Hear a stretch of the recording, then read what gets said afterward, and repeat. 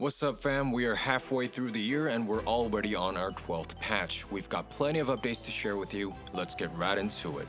Starting off with champions of minor changes, Neela and Yone get buffed with their base stats, Ashe gets a nerf to her passive damage, and Master Yi's meditation cooldown will be nerfed. Tryndamere gets a slight damage nerf and Skarner gets nerfed with his base HP and passive damage. The beloved son of Riot, Ezreal, is back. His growth AD and his Q's AD ratio get a late game buff, and his ult damage will also increase. We're seeing a lot of buffs for Karma in these last few updates. Her E's movement speed buff duration and the shield amount to her E and Mantra E will increase. Ephiria's passive damage and his early Q cooldown will be buffed. Talon's Q cast time now scales with attack speed and his W1's damage gets a buff. Vladimir gets a remarkable buff on his W, its HP cost reduces by 5%, healing rate increases, and the bonus HP ratio damage will be buffed. Haven't seen this one in a while, cooldown on Yumi's E and heal per hit on her ults will be buffed.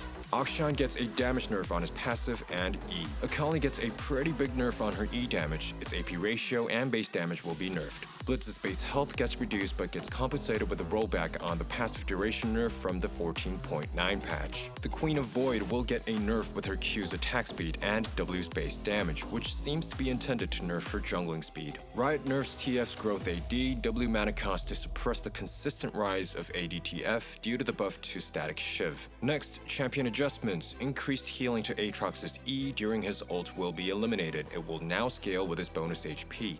Most importantly and absurdly, the healing percentage during his ult will be doubled. Executioners and Oblivion Orb will no longer be optional items when you're laning against Aatrox.